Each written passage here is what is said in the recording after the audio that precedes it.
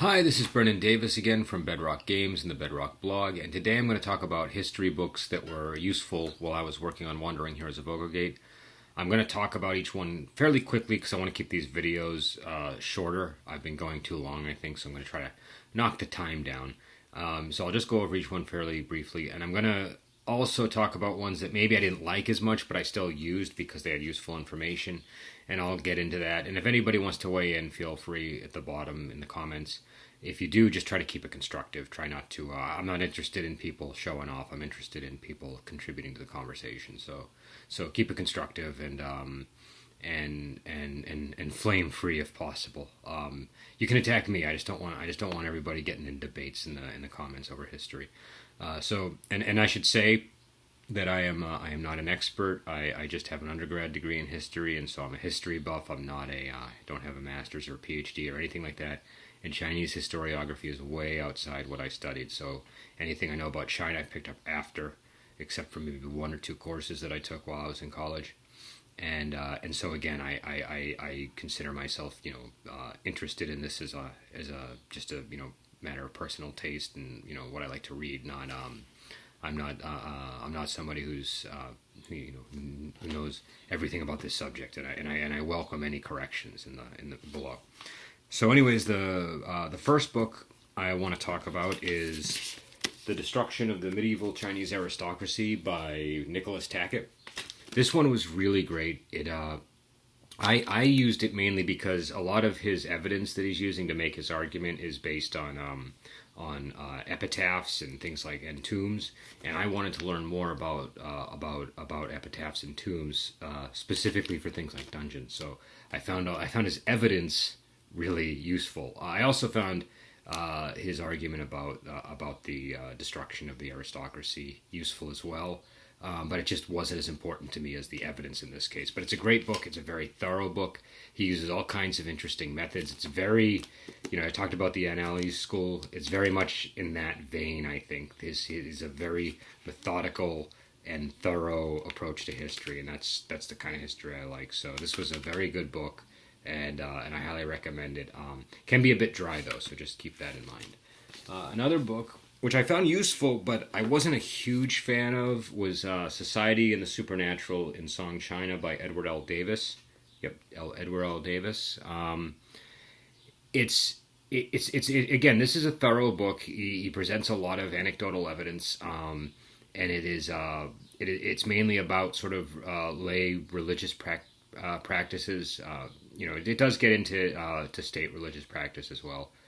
I used it mainly because there were, he described rituals in here that I found I could look at the text that he was presenting and use that as a basis. So he would take, like actual examples and translate them, and then I could use that when I was working on rituals and stuff.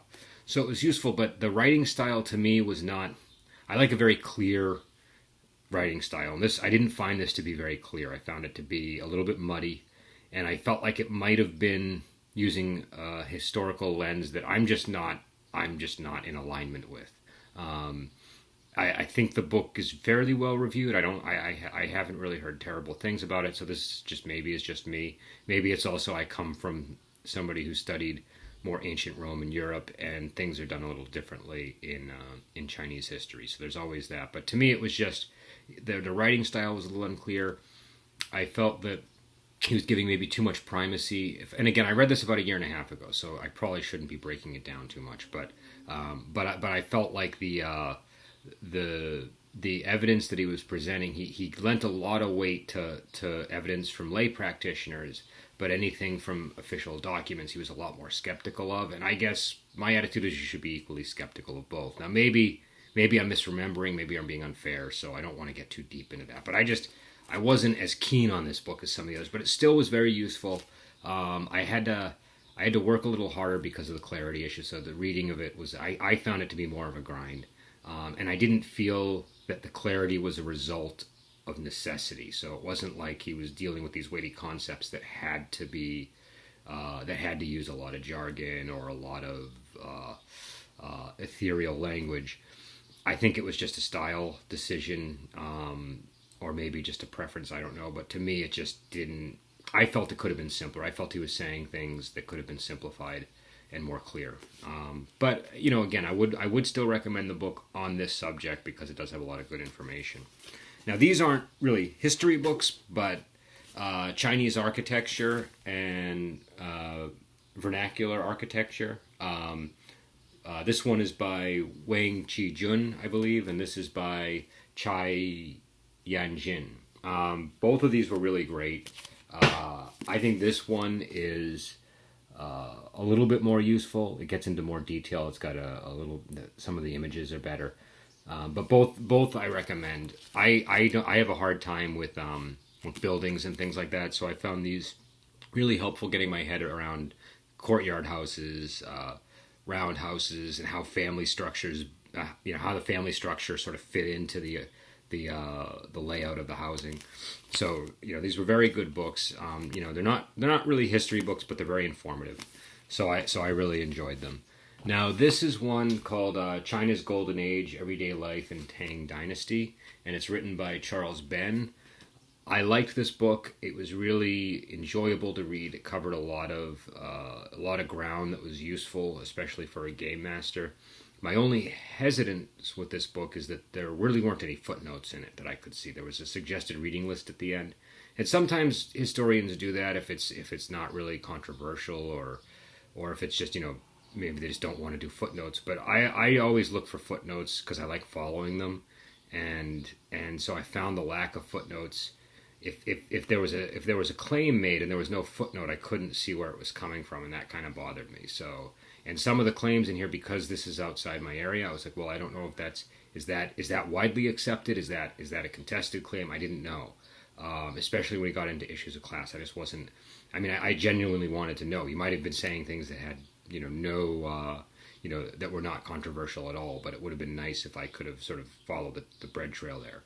But it's a good book. It's well written. It's written in a style that you don't normally see with historians. It's I don't know how I would describe it, but it's not the kind of writing that I normally encounter. But it's still enjoyable to read. And again, if you want to know about chairs and couches in Tang Dynasty, this will give you information. Again, because there aren't really footnotes. I don't know how reliable that information was. It seemed reliable, but it was hard for me to sort of verify things. So, but still, just from a pure game master point of view, this was a very, very useful book. So the next book is The Country of Streams and Grottos, and I don't know if I'm going to pronounce this writer's name correctly, so I do apologize. I believe it's Richard von Glan, but it could just be Richard, so I don't know. This is about and again, I don't have the cover, so that's the book. This one is about the frontier during Imperial China, so about the expansion into regions like Sichuan. I found it really helpful.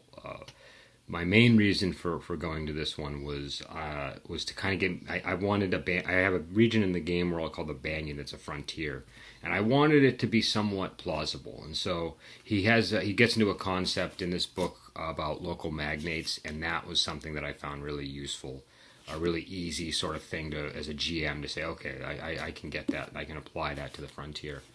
And it's again, this is a very thorough book. Does a great job. Gets into demographics and things like that.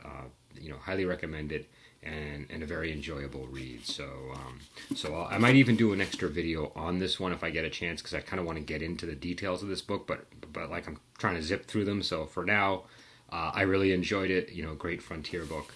The last book is probably my favorite. Now this is kind of a general history, but it's The Age of Confucian Rule: The Song Transformation of China. This is, it provides sort of just a simple narrative of the history of the Song dynasty, and then it gets into the culture and into the, things like, the economy and the military and the imperial bureaucracy, stuff like that.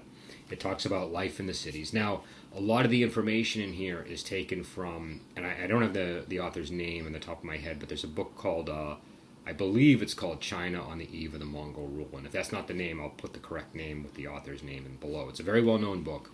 And a lot of the information, again, this is heavily footnoted. A lot of the information goes right to that book. So you can easily, you can see that he's using that as like a secondary source. So I found that really handy in this case, because And then when you go to the China on the Eve of the Mongol rule, he uses a lot of sources like Marco Polo, but uses Chinese sources to kind of balance that. And so you get a sense of, okay, should I, how much weight should I give this statement? So it's an example. I think if you use this book in conjunction with the Eve of the Mongol rule, it kind of shows you how footnotes are meant to be used by students and historians. So yeah, but just in general, this is a really great book. The author's name is Dieter Kuhn, and I believe he's a German historian, because I think this was translated from German. I'm not 100% sure. And I tend to like German historians. They're very, I don't want to generalize, but I've just found when I read a book written by a German historian, it usually is written in a style that I like, and it's the kind of history that I like. So so this one was very clear, very thorough, it gives you a very good range of information on different aspects of life during the Song Dynasty. So he gets into things like restaurants, he gets into farming, he gets into all kinds of things that are that from a GM side are useful. It's a fairly lean book. It's sort of one of these a short history of type books. So you wouldn't want to use this one alone. But if you were going to run something during the Song Dynasty, this is a great sort of book to start with. And I found this to be not only great for the content in the book, but again the footnotes. I could go and I could find other sources that were useful to me. And so I can't recommend this one enough just on the writing style alone. I think it's an example of just a really great introductory type history, which is kind of what you sometimes need to get you excited about things. So this was very it's one step beyond the sort of general imperial Chinese history to the more focused, okay, here's a general history of songs. So again, this was probably my favorite book in the mix in terms of style, but some of the other books had very specific information I needed, and these weren't the only books I used. These were just some that my head goes back to from time to time for a variety of reasons. And so I may do individual videos. If there's a book in here that I covered that you would like me to talk more about, mention it, and I'll try to do that. I have some other books that I might mention as well. I don't want to be greedy with my sources. I want to share them with people so that people have just as much access to this information as I do. And I always be interested in hearing other people's opinions. If you read Society and the Supernatural and you loved it, that's I kind of like to hear that point of view, because again, Chinese historiography is a little bit outside of my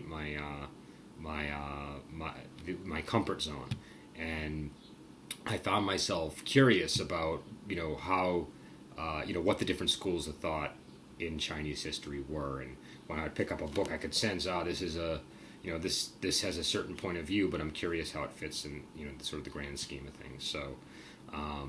So if you have any opinions on that book in particular, I'd certainly welcome them, even if they're different from mine. Again, these are, I think when you're running any kind of historical game, you got to just sort of go through sources like this, and again, it's not in not all of them. You don't have to read every single page of every book all the time.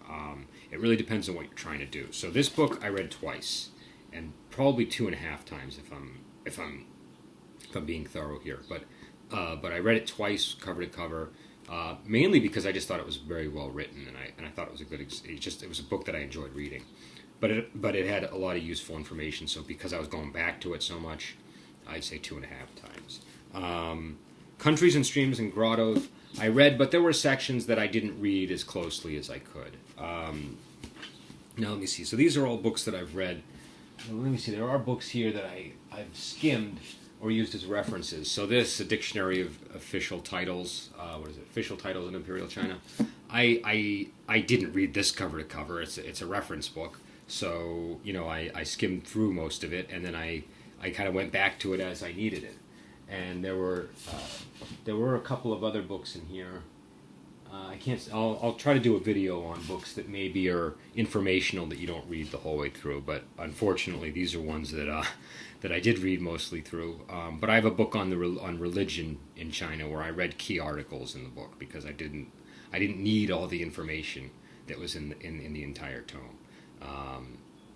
And some books I bought just because I wanted to be able to get a sense of them. You know what I mean? So I think that's something to consider when you're sort of amassing your resources, is which ones do I need to read cover to cover, which ones am I just looking for specific bits of information, that sort of thing. Which ones do I want to skim through and get, kind of cull. So again, this is I think I don't know how many people are interested in the history book videos, but if you are, let me know. I'll do more of them. I'll try to do some on subjects that I'm maybe more acquainted with. So I'll try to do like some on Rome, maybe, or something on medieval Europe. Maybe even something on the Middle East. I have a number of Middle Eastern history books, and so I think those would be some fun subjects. And again, if we do have a discussion at the bottom, I just ask that people try to turn down the ego a little bit, because that's one of my pet peeves online is ego-driven history debates. I just find them not productive, and they're not what I experienced when I was a student studying history. So I just don't want to really get involved in that stuff. So again, feel free to weigh in, and we will. I will be back with a review video soon, I hope. Thank you.